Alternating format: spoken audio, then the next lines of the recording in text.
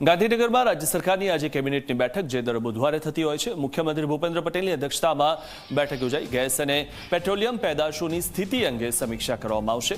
કેન્દ્ર સરકાર સાથેના સંકલન અને સૂચનો પર સમીક્ષા થશે। વિધાનસભાના બાકી રહેલા દિવસોના કામકાજ પર પણ ચર્ચા થશે। રાજ્ય સરકારના આગામી આયોજનોને લઈને પણ ચર્ચા થશે। દર બુધવારે જે રીતે કેબિનેટ બેઠક યોજાતી હોય છે તે રીતે આ બેઠક યોજાઈ છે। કેન્દ્ર સરકાર સાથેના સંકલન અને સૂચનો પર સમીક્ષા થશે। આ વિશે વધુ માહિતી મેળવી અમારા સંવાદદાતા હિતલ પારેખ પાસેથી। હિતલ, જે રીતે દર બુધવારે કેબિનેટની બેઠક યોજાતી હોય છે, આ વખતના કેબિનેટ બેઠકમાં મહત્વના મુદ્દા કયા છે? કારણ કે ગઈકાલે પણ આપણે જોયું હતું ગેસની જે અછત છે તે ગુજરાતમાં ઘણી જગ્યાએ વર્તાઈ રહી છે, ખાસ કરીને કોમર્શિયલ ગેસની। જી મિથુન, ચોક્કસ એવું કહી શકાય કે આજની કેબિનેટ બેઠક ખૂબ મહત્વની બની રહેશે, કારણ કે ગઈકાલે જ મુખ્યમંત્રી અને નાયબ મુખ્યમંત્રી દિલ્હીની મુલાકાત લઈને આવ્યા છે।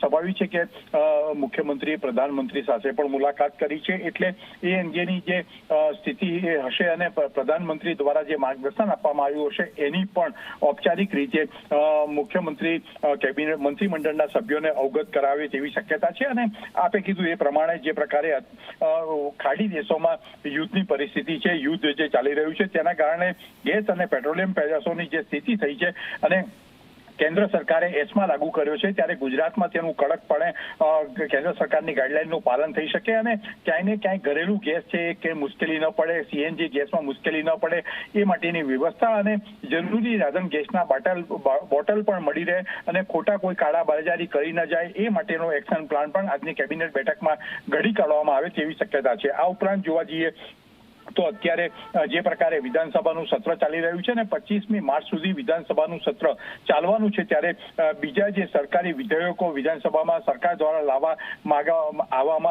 લાવવામાં આવશે એની પણ ચર્ચા વિચારણા ઔપચારિક રીતે થાય તેવી શક્યતાઓ છે। ઘઉંના ટેકાના ભાવે ખરીદી અને બટાકાના ભાવની બાબતે પણ ખેડૂતો માટે કોઈ નિર્ણય લેવાય એવી એક શક્યતા પણ હાલના તબક્કે જોવામાં આવી રહી છે। જી જી જી જી, આભાર હિતલ માહિતી આપવા બદલ।